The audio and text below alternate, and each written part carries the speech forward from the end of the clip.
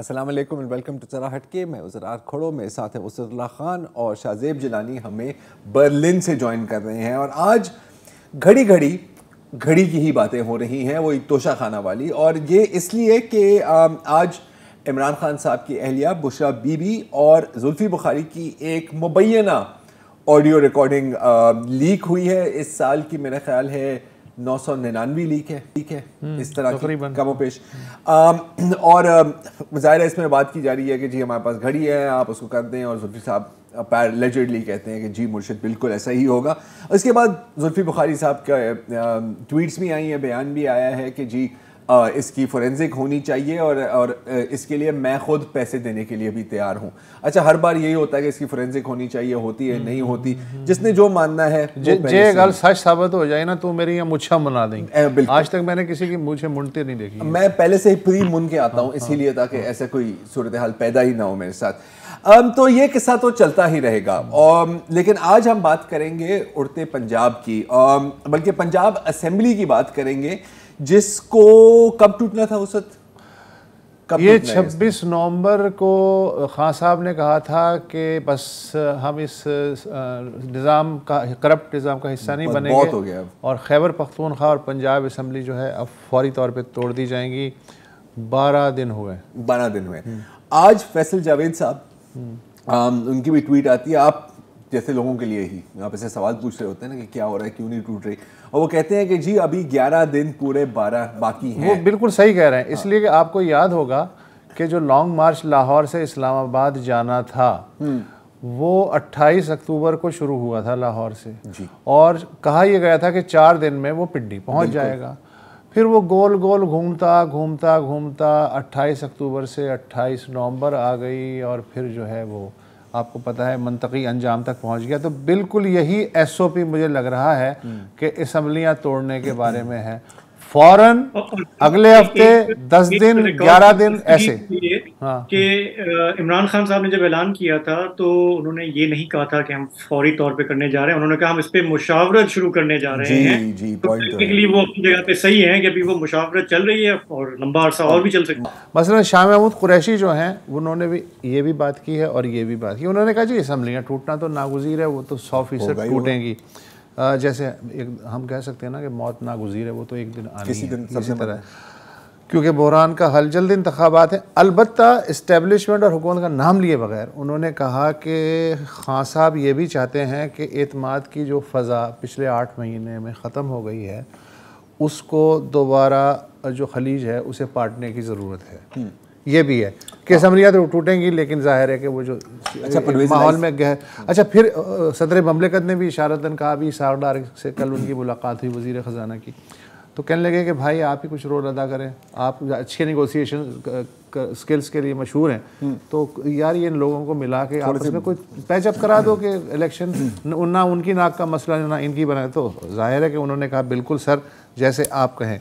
अच्छा, अब इसमें सबसे जो इंटरेस्टिंग गेम है वो है अपने चौधरी परवेज़ इलाही की। मुझे याद आ रहा है कि एक चीनी डिप्लोमेट ने एक अमरीकी सफारतकार पे तंज किया था, इसलिए कि सफारतकार ने कहा कि यार आप पाकिस्तान को इतना क्यों लिफ्ट कराते हैं, थोड़ा सा उसे खींच के भी रखें। तो उसने कहा कि बात यह है कि पाकिस्तान चीन का इसराइल है।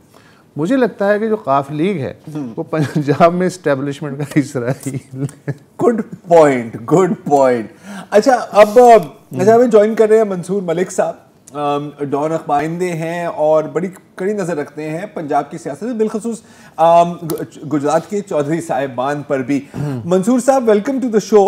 3 दिसंबर को आपने एक कॉलम लिखा था, आर्टिकल लिखा था डॉन में कि what are the Chaudhrys of Gujarat up to, जिसमें अगर मैं उसका निचोड़ अच्छा, मैं जो कि चौधरी खानदान को खानदानी साइंस समझता हूँ, तो ये जो मंसूर साहब है मैं इन्हें चौधरीलॉजिस्ट कहूँगा। चौधरीलॉजिस्ट हैं, चलिए ठीक है, आपको एक नया खिताब मिल गया मंसूर साहब।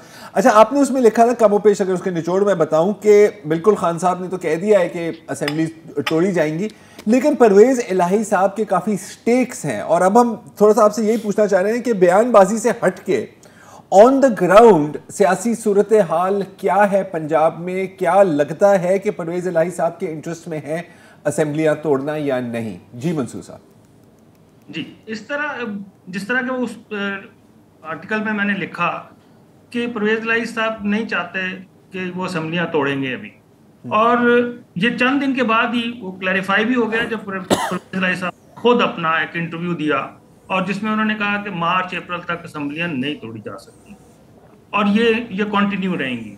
तो उसमें ऑब्वियसली बहुत सारे स्टेक्स हैं चौधरी परवेज इलाही साहब के, कि उन्होंने अपनी एक at the end of the day उनकी जो PMLQ है वो एक इंडिपेंडेंट पॉलिटिकल पार्टी है, और उन्होंने अपना जो पॉलिटिकल रियलिटीज है उनको देखते हुए ही अपने अपने फैसले करने हैं।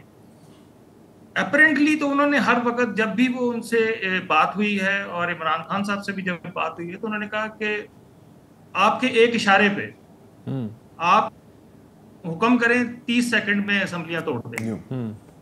लेकिन ये जब पॉलिटिक्स को देख रहे थे यहाँ पे, तो ये हमें लग नहीं रहा था कि ये कर सकेंगे, और उसकी रीजन कि बहुत सारी एक अंडर करंट एक कैंपेन चलनी शुरू हो गई थी, जिसमें PTI के लोगों को मनाया जा रहा था, PTI के लोगों से कहा जा रहा था कि वो पार्टी में जाके इंश्योर करें और इमरान खान साहब से कहें कि मतलब काफली की तरफ से कहा जा रहा था, आप ये कह रहे हैं? जी, काफली की तरफ से कहा जा रहा था कि आप उधर जाके कहें कि this is not the right time, क्योंकि इस वक्त बिलियंस ऑफ रुपीस के डेवलपमेंट प्रोजेक्ट्स चल रहे हैं, और उनको इस वक्त ब्लॉक करना, अगर हम गवर्नमेंट छोड़ देते हैं तो वो ब्लॉक हो जाएंगे और it will be a disastrous for both the parties.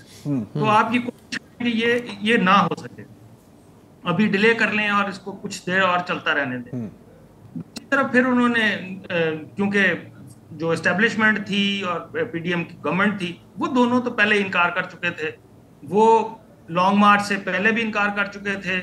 वो 28 डेज का जो लॉन्ग मार्च था जी, उसमें वो भी उनको प्रेशराइज नहीं कर सका कि वो इलेक्शन की डेट्स दे दें।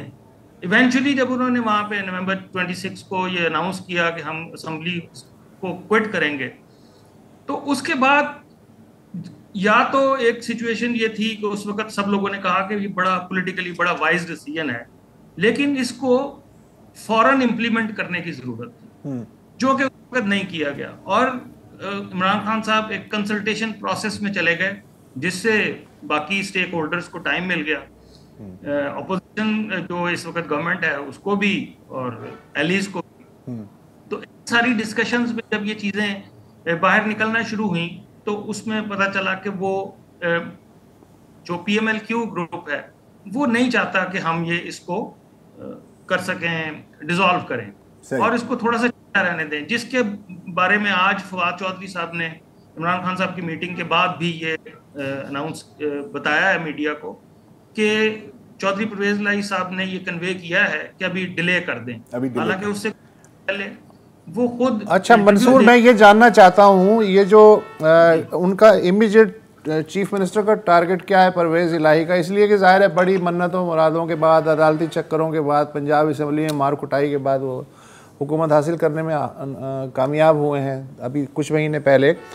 तो उनका टारगेट क्या है कि अपनी अगले इलेक्शन जब भी होते हैं अपनी 10 सीटों को 20 करना है या क्या है, और उसके लिए वो क्या कर रहे हैं और क्या? ऑब्वियसली उनका जो पॉलिटिकल स्टेक्स हैं वो तो यही हैं कि वो मैक्सिमाइज जो अपॉर्चुनिटी है इस जो टेन्योर उनको मिला है उससे ले सकें और अपना जो स्प्रेड है उसको बढ़ा सके पंजाब में। अब आप देखें कि उन्होंने जिस तरह बिलियंस ऑफ रुपीस, मतलब एक PTI के लीडर ने तो यहाँ तक कहा कि अराउंड 1000 बिलियन रुपीस के जो डेवलपमेंट प्रोजेक्ट्स हैं या इन्वेस्टमेंट्स हैं वो सारी उधर कर दी हैं, जो बिल्डिंग्स भी कर रही हैं। और इन सब के बावजूद तो वो ये देखना ये चाहते हैं कि एक डेवलपमेंट की जाए, जिसमें उन्होंने आपको पता है नए डिस्ट्रिक्ट्स डेवलप किए, गुजरात को डिस्ट्रिक्ट से डिवीजन के लेवल का एक दर्जा दिया। सो इस तरह की जो एक्सपेंशंस हैं वो इस वक्त उस मोड में है कि वो एक्सपेंशंस हो, मतलब कि अपने आप को पक्का करें। अच्छा, एक और चीज हुई है मंसूर जो बड़ी मजेदार है कि ख्याल अहमद कास्ट्रो साहब को कैबिनेट में भी इंक्लूड किया गया है, और जाहिर है कि अगर आप अभी असेंबली तोड़ने वाले हैं तो कैबिनेट को बढ़ाने की तो कोई तुक नहीं बनती ना। PTI में ये बड़ा जी मंसूर साहब जी ये बड़ा एक सरप्राइज था कल सबके लिए, इवन कि इमरान खान साहब खुद के लिए भी ये सरप्राइज था कि उनको भी ये मालूम नहीं था कि आज एक नए मिनिस्टर जो कि पीटीआई के मेंबर हैं जी, वो एक ओथ लेने जा रहे हैं एज न्यू प्रोविंशियल मिनिस्टर। तो वो उस पे वो हैरान भी थे और उन्होंने ये बात भी की।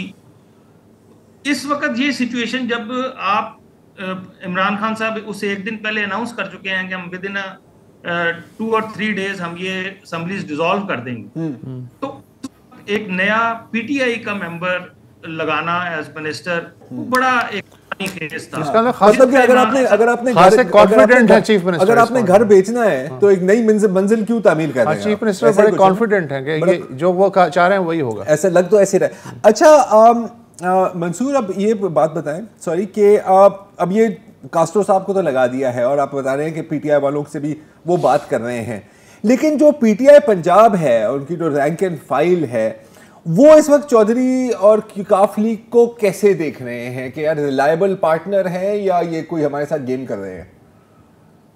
वो तो इस वक्त जो पीटीआई का जो लीडरशिप है, टॉप लीडरशिप के अलावा की बात अगर करें तो वो तो बड़ा ओपनली इनको क्रिटिसाइज कर रहे हैं। और उन्होंने, मतलब मैं आपको कोट करूं कि सेनेटर एजाज चौधरी जो कि यहाँ पे लाहौर की एक नेशनल असेंबली से इलेक्शन कंटेस्ट हैं, उन्होंने बड़ा ओपनली कहा है कि चौधरी जो हैं वो हमेशा उसकी एस्टेब्लिशमेंट की गेम करते हैं और वो थ्रू आउट एस्टेब्लिशमेंट के साथ ही हैं और जो भी वो डिसीजन करेंगे वो एस्टेब्लिशमेंट की नॉड के बगैर नहीं करेंगे।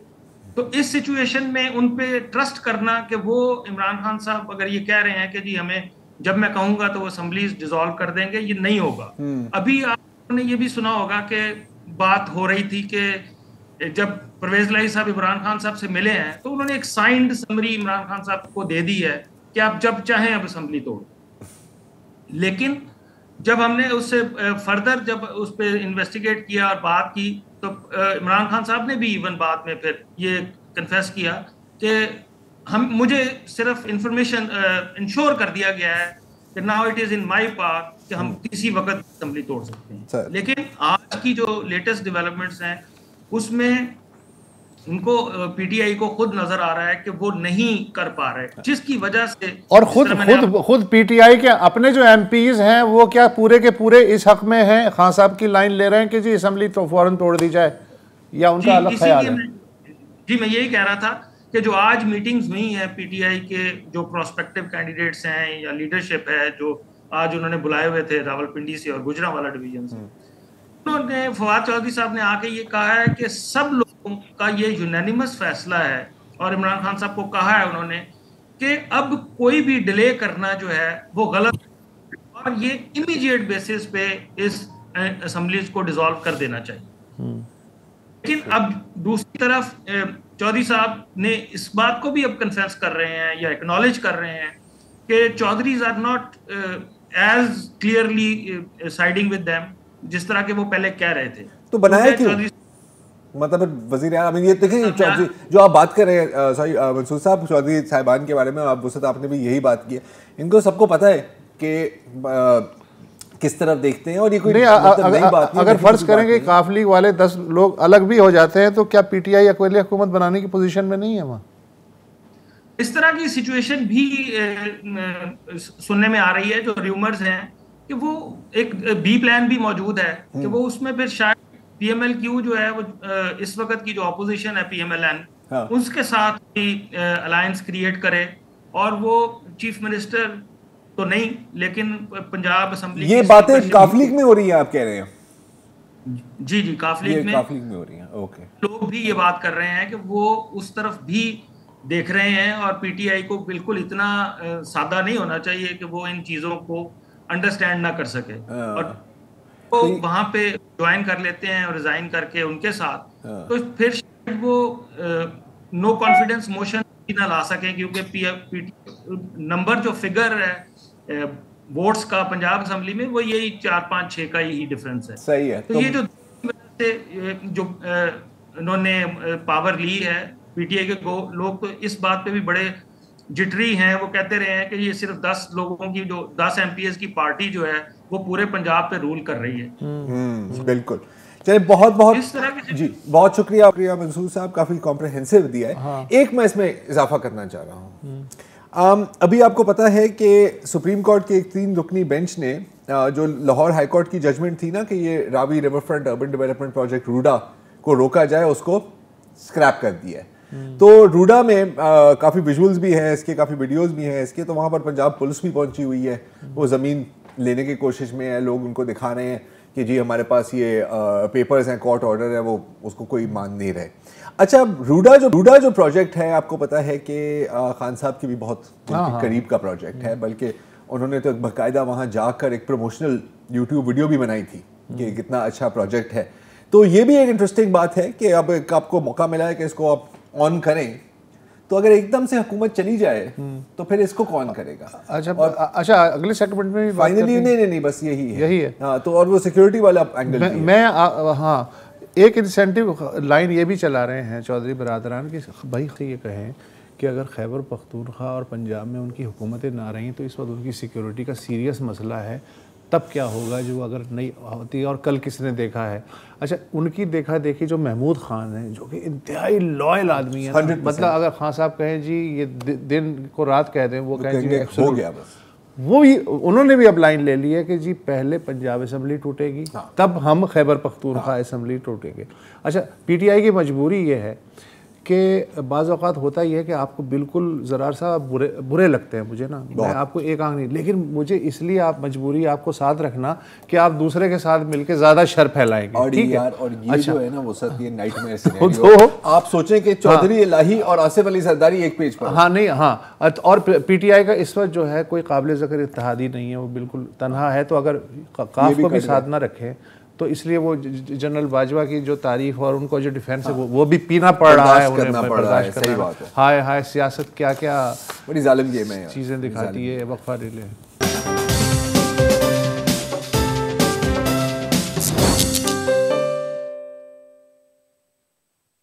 तो ब्रेक्स पे जाने से पहले हम बात कर रहे थे लाहौर की, पंजाब की सूरत हाल की, सियासी सूरत हाल की, और जैसे ज़रार भी बता रहे थे, वसत ने भी बताया और हमारे नुमाइंदे मंसूर मलिक साहब ने भी, कि फ़िलहाल हुकूमत कहीं जाती नज़र नहीं आ रही पंजाब की।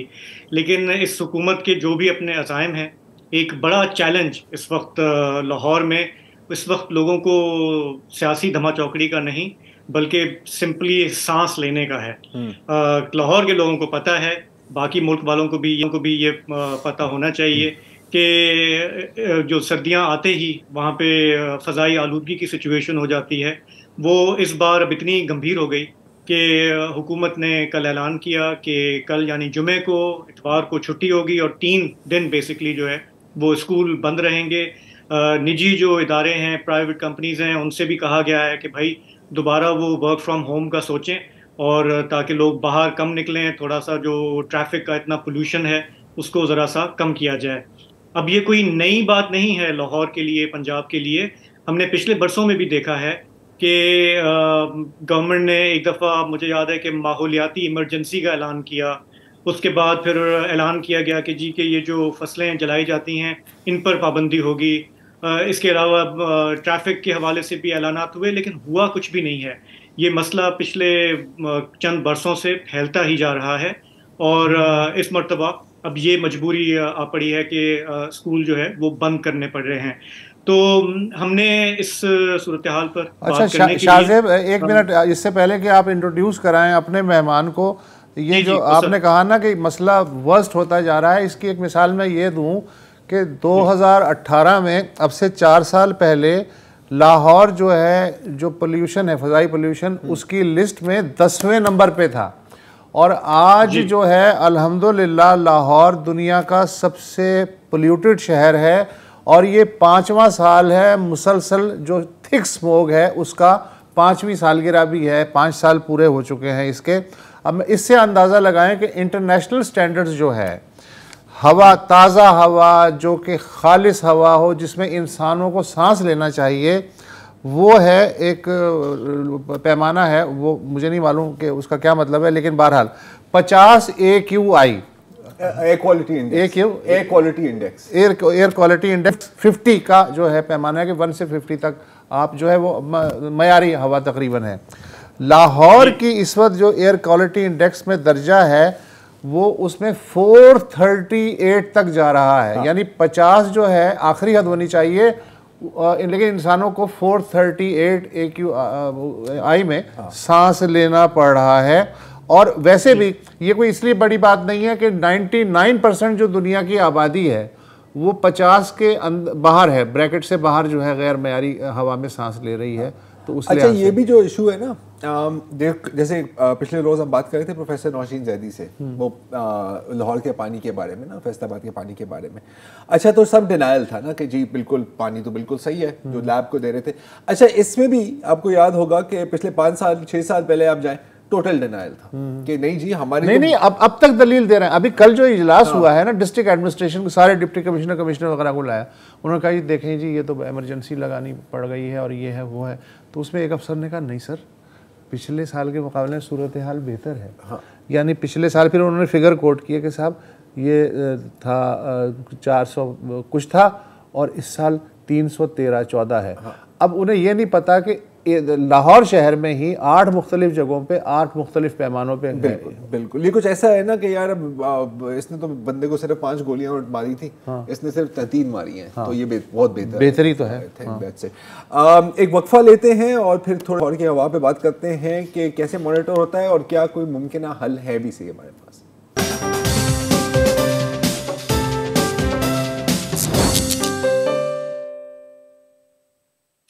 Welcome back. प्रोग्राम के इस हिस्से में हम बात कर रहे हैं लाहौर में जो फ़ज़ाई आलूदगी का मसला है, आपे से बाहर होता जा रहा है, दमे के मरीज़ों में इजाफा हो रहा है, नौज़ायदा बच्चे हों बूढ़े हों सभी उससे मुतासर हैं। इस वक्त हमें ज्वाइन कर रहे हैं यासिर दरिया। आप नेचर कंजर्वेशनिस्ट हैं, माहौलियात पे काम करते हैं। यासिर, आपका ज़्यादातर काम कराची में है और यहाँ पे मुझे पता है आपका एक प्रोजेक्ट भी है जिसमें आप एक मोटर बाइक है जो पूरे शहर में घूमती है और एयर पोल्यूशन को मेजर करती है। लेकिन अगर हम लाहौर के हवाले से बात करें, क्योंकि कराची का एयर पोल्यूशन और लाहौर के एयर पोल्यूशन में काफ़ी फ़र्क है, तो लाहौर की जो इस वक्त सूरत हाल है, हमने देखा है गवर्नमेंट जो है माजी में भी ऐलानात करती है, इमरजेंसी को भी नाफिज कर देती है, लेकिन कोई बेहतरी नहीं आ रही। क्या आप क्या बताएंगे इसमें, इसकी क्या बड़ी वजूहात क्या हैं, नाकामी कहाँ पे हो रही है गवर्नमेंट की?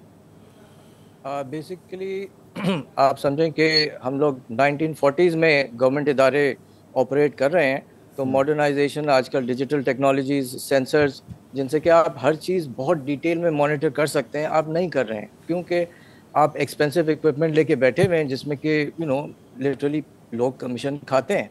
So that is the reason. So it's plainly corruption. अच्छा, नहीं लेकिन यासिर साहब ये तो बात हुई ना मॉनिटरिंग की। जी, अब मॉनिटरिंग हो या ना हो, आलूदगी तो वहां की ये जो साल ब साल एयर पोल्यूशन बढ़ता ही जा रहा है तमाम तर पॉलिसीज, जुर्मानों, सजाओं के बावजूद, इसकी क्या वजह है? देखिए, ये पूरे शहर का सिस्टम जो है ना फ्री फॉल में है।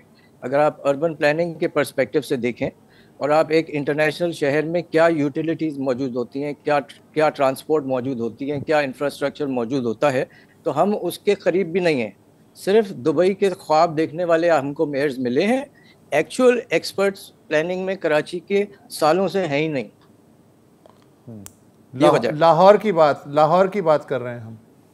जी, it's the same in Lahore, it's the same story. It is अगर एयर क्वालिटी की जैसे बात करें तो Lahore is worse than Karachi. बिल्कुल। और in the sense university of Chicago में एक एनर्जी इंस्टीट्यूट ऑफ एनर्जी है जो कि आपकी मोर्टेलिटी यानी कितनी हवा ख़राब है तो आप उससे कितने साल अपनी उम्र के लूज़ कर जाते हैं, यानी वो आपकी उम्र कम हो जाती है, इसलिए कि जिस वक्त में आप बीमार होते हैं या आप एस्मेटिक हैं या नौज़ायदा बच्चे हैं जिनको कि ऑक्सीजन अक्सर लगाई जाती है, तो उनकी मौत वाक़ई हो जाती है क्योंकि हवा क्वालिटी ख़राब है।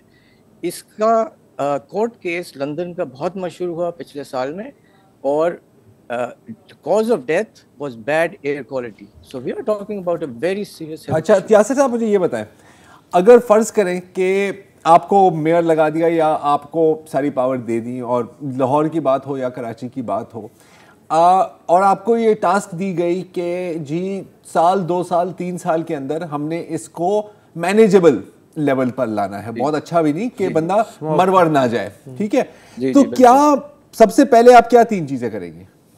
ठीक है, एयर क्वालिटी इतना इंटरेस्टिंग सब्जेक्ट है, मैंने जिससे इसको देखा है कि ये क्लाइमेट चेंज से भी रिलेटेड है, ग्लोबल वार्मिंग से भी रिलेटेड है, हमारे सांस लेने से रिलेटेड है, डिजीज़ेस सारी इसी में आती हैं, जो कम्युनिकेबल डिजीज़ होती हैं।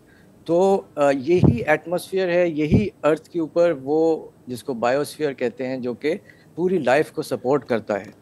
तो इसकी ये वाली डायमेंशन जब हम समझना शुरू करते हैं। यासिर तो दरिया साहब, मैं फिर रिपीट कर रहा हूँ सवाल। ज़रार ने आपसे पूछा है कि अगर आपको मेयर बना दिया जाए लाहौर का, तो फर्स्ट 3 स्टेप्स क्या लेंगे आप इस मसले को कम करने के लिए? मैं पॉइंट फॉर्म में कर देता हूँ, मैं पॉइंट्स बता देता हूँ आपको। तो इसमें सबसे पहले ये आप ये करेंगे कि जितनी आपकी ट्रांसपोर्ट है वो सबसे पहले आप पब्लिक ट्रांसपोर्ट इलेक्ट्रिक पे बिल्ड करेंगे। उसके बाद जो मोटरसाइकिल्स हैं उनको आप इलेक्ट्रिसिटी पे लाएंगे। पेट्रोल और डीजल ये आप फेज आउट कर देंगे, तो आपके शहर में एमिशंस 0 हो जाएंगे। चले, सनतों का क्या करेंगे? सनतों का क्या करेंगे? इंडस्ट्री का क्या करेंगे? जी मैं बताऊँ, आधा जो आपका पोल्यूशन है शहर का वो जो है सिर्फ आपके व्हीकल एमिशंस हैं, ये लाहौर में भी है और कराची में। ठीक है, तो आधा आपका कम हो जाएगा। ठीक है। बाकी जो इंडस्ट्रीज हैं उनके रूल्स मौजूद हैं जो कि इन्फोर्स नहीं किए जाते, क्योंकि सीपा जो सिंध इन्वायरमेंटल प्रोटेक्शन एजेंसी है, इसी तरह से ईपीडी है पंजाब में और बलूचिस्तान में BEPA है, यानी प्रोविंशियल भी है और एक फेडरल भी है। तो ये वाले इंस्टीट्यूशंस इंतहाई नाकारा हैं। ये तो यानी आप इसकी मिसाल अच्छा नहीं लगता, लेकिन आपके जो पहले मिनिस्टर ऑफ एनवायरनमेंट थे वो आसिफ अली जरदारी साहब थे, तो उनका एक हरबा आप कह लें कि सबसे पहले जो कंसल्टेटिव बॉडी है उसको मिलने ही नहीं दो। This is true for SEPA, this is true for PEPA, this is true for all of them. जितनी एडवाइजरी बॉडीज हैं आपकी एनवायरनमेंट की, उनकी मीटिंग ही नहीं होती है ताकि ना सिटीजन उस पर आके बैठे, ना कोई मॉनिटरिंग हो सके। So it's basically shutting off doors. तो इससे हुकूमत को क्या फायदा होगा इस तरह रुकावट डालने से?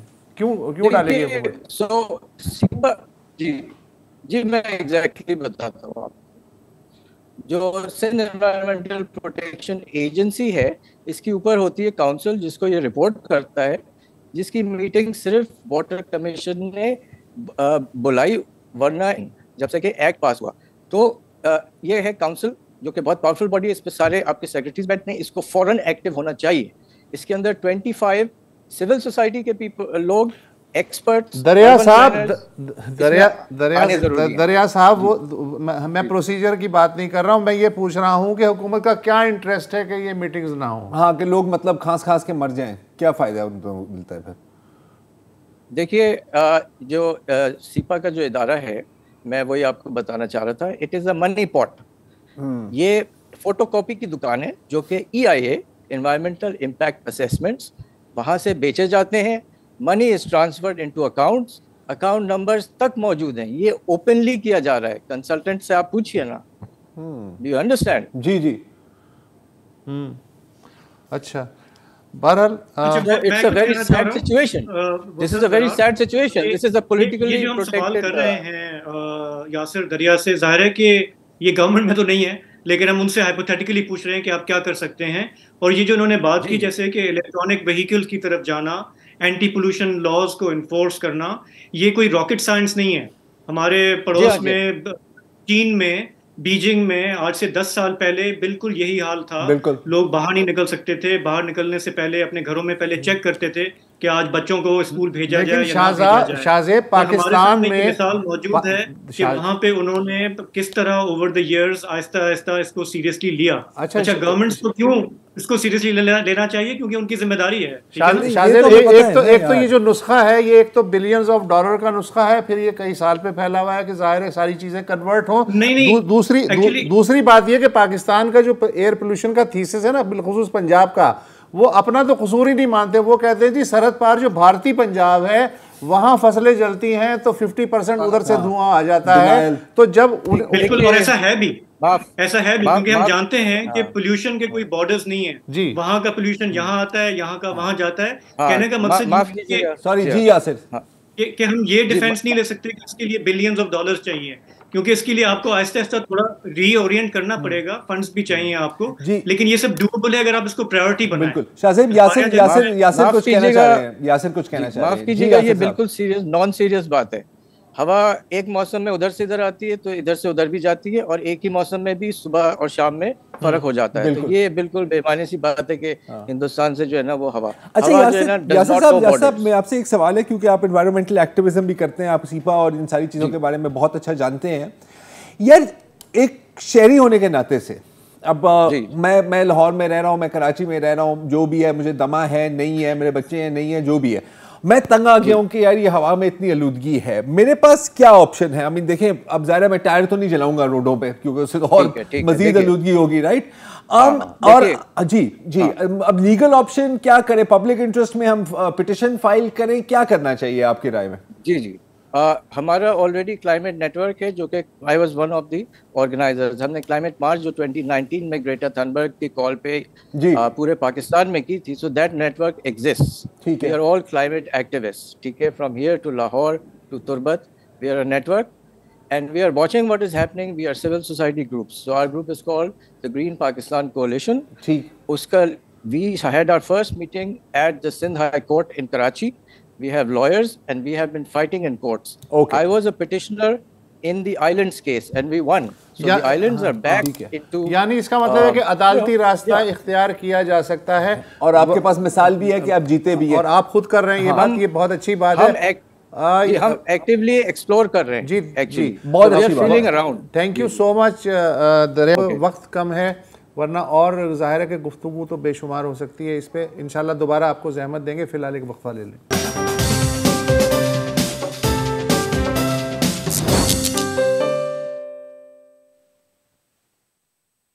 Welcome back. चीन के साथ हमारी जो दोस्ती है, ज़ाहिर है कि वो कई दहाइयों से है, और हम कहते हैं कि जी पहाड़ों से ऊंची है, समंदरों से गहरी है, और हमने देखा है कि पिछले 10 साल में सीपैक के बाद इसमें मज़ीद गहराई आई है। लेकिन ये जो दोस्ती है, ये जो कुर्बतें हैं, ये कितनी हैं? अगर आपसे कोई पूछे तो आप ज़ाहिर है कि शेयर तो सुना सकते हैं, लेकिन शायद उस पर कोई नंबर नहीं डाल सकते। अब हमारे पास एक सर्वे सामने आया है जिसका नाम है चाइना इंडेक्स। इसमें 82 ममालिक का इसमें रिसर्च की गई है, ये देखने के लिए कि चीन का जो बेल्ट एंड रोड इनिशिएटिव है, इससे चीन की इन्फ्लुएंस कितनी बढ़ी है। और उस सर्वे का जो नतीजा आज यहाँ बर्लिन में कॉन्फ्रेंस में सामने आया, उसके मुताबिक पाकिस्तान जो है वो नंबर 1 है, यानी कि सबसे ज़्यादा चीन का इन्फ्लुएंस पाकिस्तान में बढ़ा है। ज़ाहिर है कि सीपैक उसका बड़ा हिस्सा है। इस सर्वे में जो दूसरे नंबर पर मुल्क आया वो कैम्बोडिया है, और तीसरे नंबर पर सिंगापुर। अगर हम पड़ोस में नज़र दौड़ाएं तो ज़ाहिर है कि भारत और चीन की तो एक राइवलरी है। तो भारत जो है वो 55 नंबर पर है, जबकि बांग्लादेश जो है वो 92 नंबर पर आया है। यहाँ यूरोप में, जिस वक्त जहाँ पे मैं मौजूद हूँ, जर्मनी में, यूरोप में जर्मनी का जो है वो सबसे ज़्यादा सामने आया है कि चीन के साथ उसकी इन्फ्लुएंस जो है वो बड़ी है, चीन की इन्फ्लुएंस बड़ी है बिकॉज ऑफ बिजनेस टाइज। तो अच्छा, अब यहाँ पर शाहज़ेब, अगर मैं थोड़ा सा आपसे एक सवाल पूछूं, अब आप बर्लिन में हैं और आप इसी कॉन्फ्रेंस में हैं, और जाहिर है वहाँ पे दुनिया भर से लोग आए हुए हैं। अब मैं अगर सिर्फ यूरोप की बात करूं, अब इसका बैक कॉन्टेक्स्ट हम सब जानते हैं कि अमेरिका और चीन के खिलाफ के बीच जो ताल्लुकात हैं वो कोई ख़ास अच्छे नहीं हैं, बुरे ही होते जा रहे हैं। यूरोप में क्या थिंकिंग है? क्योंकि अभी मैं पढ़ के जी देखें, जैसे फ्रांस और अमेरिका के बीच में एक तजाद है, हमेशा ही होता है। वो अमेरिका कह रहे हैं कि इनको हमने आइसोलेट करना है, फ्रांस कहते हैं कि नहीं, हमारा तो कारोबार चल रहा है इनके साथ। और आपने जो अभी बताया कि जर्मनी में शायद सबसे ज़्यादा इन्फ्लुएंस है यूरोप की हद तक चीन का, तो जर्मनी में क्या सोचा जा रहा है ये यूएस चाइना रिलेशंस और चाइना के साथ रिलेशंस ओवरऑल के बारे में? जी शाहज़ेब। तो यहाँ पे मेरी जिन एक्सपर्ट से बात हुई है पिछले चंद दिन में, इनमें यहाँ पे एक रियलाइजेशन है कि यूरोप की जिस तरह से रूस पे इन्हिसार था एनर्जी के लिए, और अब यूक्रेन की जंग के बाद यूरोप में हर चीज़ महंगी हो रही है, एनर्जी का कंसर्न है। तो यहाँ पे गवर्नमेंट का एक हिस्सा समझता है जर्मनी में कि हमें चीन से बहुत ज़्यादा हमें बिजनेस डिपेंडेंसी क्रिएट नहीं करनी चाहिए। लेकिन यहाँ के जो टॉप कंपनीज हैं, बड़ी बड़ी कंपनीज हैं जो बिलियंस ऑफ डॉलर्स का ट्रेड करते हैं चीन के साथ, वो गवर्नमेंट को लॉबी कर रहे हैं कि नहीं, चीन के साथ हमारा कारोबार चलना चाहिए। यहाँ पे इस वक्त जर्मनी में एक इंटेंस डिबेट चल रही है। हमारे लिए, पाकिस्तान के लिए देखें, ये ज़रूरी है कि हम पाकिस्तान में डिबेट नहीं करते, क्योंकि हम कहते हैं कि चीन हमारा यार है, अमेरिका ने हमारे के साथ जो कुछ किया बुरा भला किया, अब चीन की हम बाहों में चले गए हैं, जो कि ठीक है। मतलब पिछले 10 साल में जो पाकिस्तान में गवादर पोर्ट की बात हो या कोल पावर प्लांट्स की हो, डैम बनाने की हो, उसमें चीन का बिलाशुबा एक बड़ा कंट्रीब्यूशन है। लेकिन जब हमें ये सवाल जरूर करना चाहिए कि ये कर्जे हैं तो ये हम कैसे लौटाएंगे। अच्छा शाहज़ेब, मुझे ये जो आपने चाइना इंडेक्स बताई, ये इसकी फारसी मुझे वाकई समझ में नहीं आई, इसलिए कि प्रैक्टिकली स्पीकिंग दुनिया के जो 200 ममालिक हैं, ज़ाहिर है कि सब के सब कुछ ना कुछ चीन के साथ तिजारत करते हैं। कोई एक मुल्क ऐसा नहीं है जिससे चाइना ट्रेड में सरप्लस ना कमाता हो और वो जो चाइना से तिजारत करता है वो मुल्क मुनाफे में हो, इसलिए कि चाइना बहरहाल दुनिया की सबसे बड़ी फैक्ट्री है। तो इस एतबार से ये जो इंडेक्स में पाकिस्तान का नंबर 1 है, ये इसलिए मेरी समझ में नहीं आ रही कि पाकिस्तान जो है चाइना इंडेक्स में नंबर 1 कैसे हो सकता है, जबकि ट्रेडिंग जो है या इक्तसादियात है वो एक ज़ाहिर है बेसिक एक इन्फ्लुएंस होता है जियो स्ट्रेटेजिक हवाले से, उसमें तो बहुत नीचे आता है लिस्ट में। जबकि इंडिया जो है, इंडिया जो 55वें नंबर पे है इस इंडेक्स में, वो प्रैक्टिकली 10वां बड़ा ट्रेडिंग पार्टनर है चाइना का। तो वो 55वें नंबर और 10वां बड़ा ट्रेडिंग पार्टनर, ये कोई बात समझ में नहीं आ रही। ओके, तो अब ये जो सर्वे है या इंडेक्स है, इसमें मईशत जो है या ट्रेड जो है वो एक पैमाना है।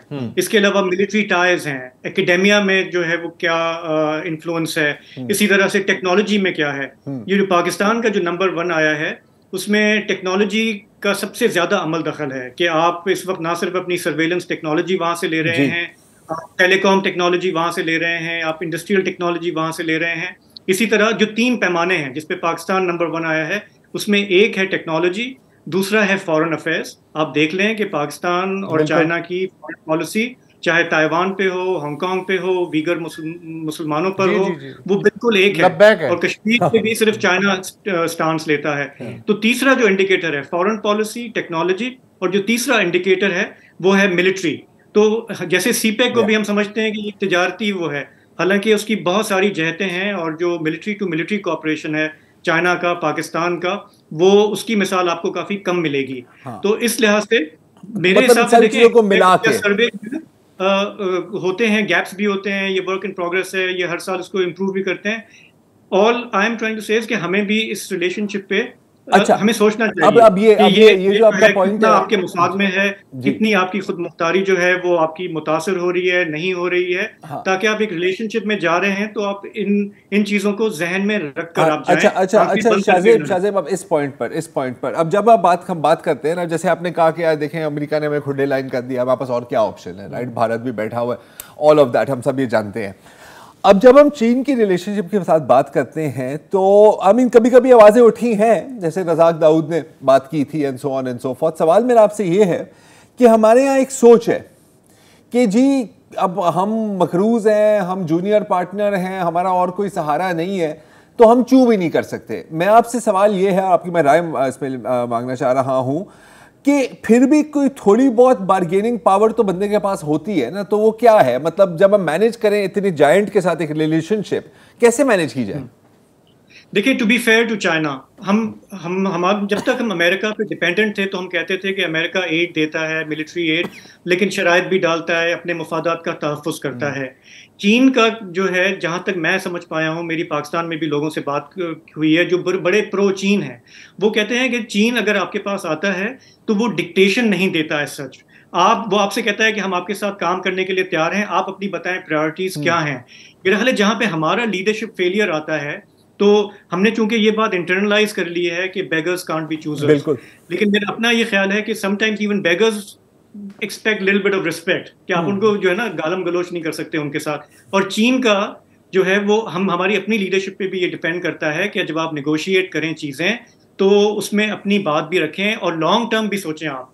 हमारा प्रॉब्लम ये है ना कि हम फायर फाइटिंग में लगे होते हैं कि जी अगला महीना कैसे गुजरेगा, अगला साल कैसे गुजरेगा, और उसमें हम गलत फैसले करते हैं। इस वक्त जो हमारे जो पेमेंट्स फंसे हुए हैं, जो हमने चीन को नहीं दे पा रहे अपने प्लान से, वो इसलिए कि हमने बहुत ख़राब समझौते किए उनसे, हमने उनको बहुत ज़्यादा रिटर्न का वादा किया और हम वो पूरे नहीं कर पा रहे। तो जब आप अपने मुल्क की मुफाद को सामने रखते हुए, अपनी खुद मुख्तारी को सामने रखते हुए फैसले करेंगे तो उसके निस्बतन शायद बेहतर नतायज आए, और इस पे हमें बात करनी चाहिए मुल्क में। बिल्कुल सही है, make sense. Anyway, mean time, in the mean बहुत दिनों बाद हम तीनों में कोई बेहतर सी डिस्कशन नहीं हुई यार वैसा तो ना करना यार, टू बी वेरी फ्रैंक। अच्छा, मुझे ऐसा लगा मैं सबके सामने ये चलें आज पॉजिटिव नोट नहीं तो ऑनेस्ट नोट पे ही शो, ऑनेस्ट नोट पे खत्म करते हैं। इजाज़त दीजिए, खुदा हाफिज़।